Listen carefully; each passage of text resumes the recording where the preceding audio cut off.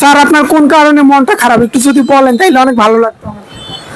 মন খারাপের কোনো নির্দিষ্ট কোনো কারণ থাকে না। খারাপের কোনো নির্দিষ্ট কারণ থাকে না, কিন্তু এখন আপনার মনে কি চাইতেছে? কি খেলাধুলা করতে চাইতেছে নাকি ট্রাভেলিং ঘুরতে চাইতে মন চাইতেছে?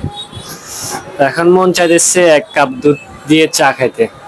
আমার বন্ধুর এখন দুধ দিয়ে নাকি চা খাইতে মন চাইতেছে। আচ্ছা, যেহেতু চা খাইতেই মন চাইতেছে, এখন খাওয়াবো কিংবা খাবো যে কোনো একটা। তো যাই হোক, সেটা কোনো বিষয় না, মানুষের মন খারাপ হতেই পারে।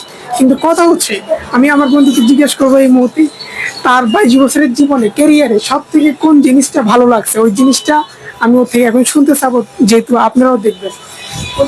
কোন জিনিসটা সব থেকে বেশি ভালো লাগছে তোমার 22 বছরের জীবনে? ভাই, ছেলে মানুষের কোনো ভালো জীবন থাকে না। ছেলে মানুষের কোনো নির্দিষ্ট ভালো জীবন থাকে না, ভালো সময় থাকে না।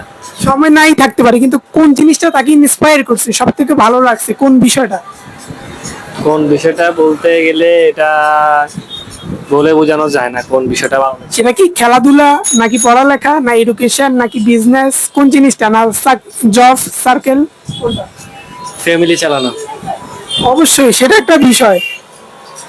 একজন পুরুষ মানুষের সব থেকে বেশি দায়িত্ব এবং কর্তব্য তার ফ্যামিলি চালানো, এটা ঠিক আছে। সে তার ফ্যামিলির জন্য অনেক কষ্ট করতেছে, সেটা আমরা দেখতে পাচ্ছি। তার জন্য তার কাছে শুভকামনা জানাই। তোমাকে অনেক শুভকামনা এবং ধন্যবাদ বন্ধু। You are most welcome.